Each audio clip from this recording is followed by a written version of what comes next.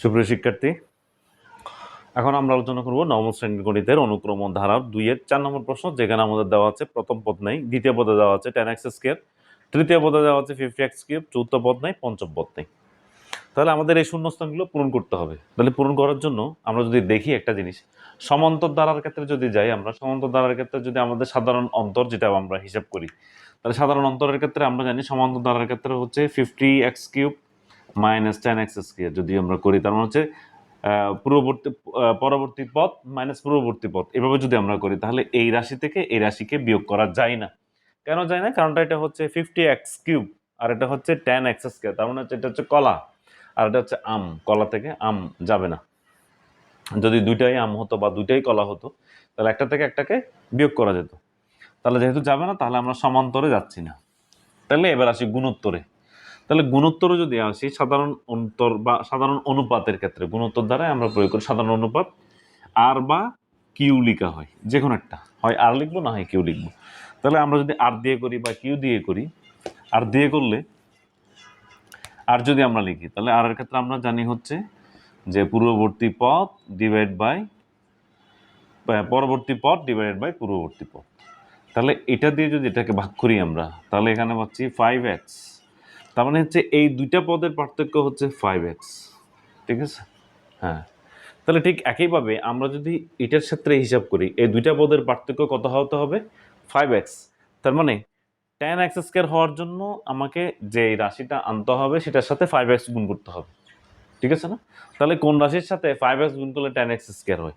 তাহলে 5x দিয়ে যদি আমরা 10x স্কয়ারকে ভাগ করি তাহলে দেখা যায় 2x যদি গুণ করি এটার সাথে 2x, তাহলে হচ্ছে 10x স্কয়ার আসে।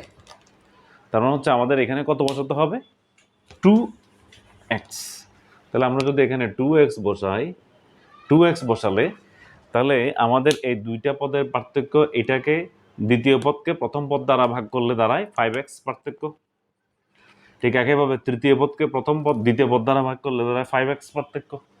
ঠিক একইভাবে পরবর্তী পদ যেটা আছে সেটার সাথে এটার পার্থক্য কত হতে হবে? 5x হতে হবে। তার মানে এটাকে 5x দ্বারা গুণ করে দিব আমরা। তাহলে 50কে যদি আমরা 5x দ্বারা গুণ করি তাহলে কত হবে?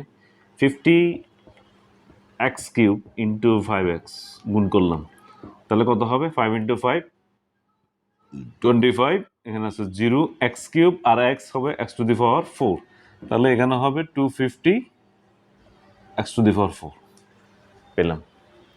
5x difference. তাহলে এটার সাথে এটার ডিফারেন্স হচ্ছে 5x। এবার এটার সাথে যেই পরবর্তী পদটা আসবে এটার সাথে এটার ডিফারেন্স হবে 5x। তাহলে সেই জন্য আমরা কি করব? এই 250x টু দি পাওয়ার 4 কে আবার 5x দ্বারা গুণ করব। তাহলে এটাকে আবার 5x দ্বারা গুণ করলে আমাদের দ্বারায় 25কে 5 দ্বারা গুণ করলে 125 আসে, 0 x টু দি পাওয়ার, এখানে আছে 4 এখানে আছে 1, তাহলে x টু দি পাওয়ার 5। তাহলে প্রতিটা ক্ষেত্রে আমরা পাচ্ছি তাহলে হচ্ছে 1250, তার মানে হচ্ছে 1250 x টু দি পাওয়ার 5। তাহলে এখানে দাঁড়াচ্ছে 1250 x টু দি পাওয়ার 5। তাহলে এটা যে হয়েছে কিনা বা শূন্যস্থানটা যথাযথ আছে কিনা সেটাও আমরা পরীক্ষা করতে পারি। কিভাবে করতে পারি? আচ্ছা,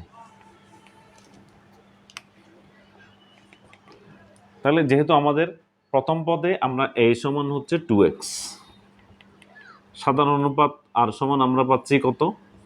10x square divide by 2x equal to পাচ্ছি 5x। তাহলে আমরা যদি বলি যে আমাদের এই পদটা ঠিক আছে কিনা, কোন পদটা?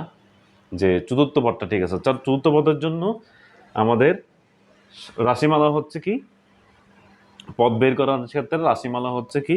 এনতম পদের রাশিমালা গুণোত্তর ধারার, এটা হচ্ছে গুণোত্তর ধারার এনতম পদের সূত্র হচ্ছে কি? Q to the power n minus 1। এটা হচ্ছে এনতম পদের জন্য। তাহলে আমাদের কততম পদ লাগবে? 1 2 3 4, চারতম পদ বা 4তম পদ। তাহলে 4তম পদের জন্য সূত্র কি হবে? Q to the power 4 minus 1। এনতম পদের জন্য যদি n মাইনাস 1 হয় তাহলে চারতম পদের জন্য হবে 4 মাইনাস 1। পেলাম। তাহলে এর মান আমাদের আছে 2x ইন্টু কিউ এর মান বা আর এর মান, এটাকে আমরা আর লিখি, যেহেতু আর লিখেছি এখানে আর লিখি, আর লিখলাম। তাহলে আর এর মান হচ্ছে 5x whole to the power 4 minus 1, যেহেতু চতুর্থতম পদ বের করছি আমরা, তাহলে 2x into 5x whole cube. তাহলে 5x হোল কিউব মানে হচ্ছে 5 ইন্টু 5 ইন্টু 5, এখানে হচ্ছে x ইন্টু x, তাহলে হচ্ছে 5 ইন্টু 5 25, 25কে 5 দ্বারা গুণ করলে 125 ইন্টু 2, 125কে 2 দ্বারা গুণ করলে 250, 250 এখানে আছে কত, x two the power x cube plus এখানে আছে হচ্ছে x, তাহলে এখানে আছে 2x, তাহলে হলে x টু দি পাওয়ার কত 4 হবে। তার মানে 250 x টু দি পাওয়ার 4, এটা যে সত্য বা এটা যে সঠিক, এটা সেটা আমরা বুঝতে পারছি কিভাবে, r to the power n minus 1 দ্বারা। তার মানে আমাদের এটা গুণোত্তর দ্বারার সূত্র প্রয়োগ করলে বা গুণোত্তর দ্বারা যে অনুপাতের যে সূত্র ওটা প্রয়োগ করলে আমাদের এই শূন্যস্থানগুলো পূরণ হবে।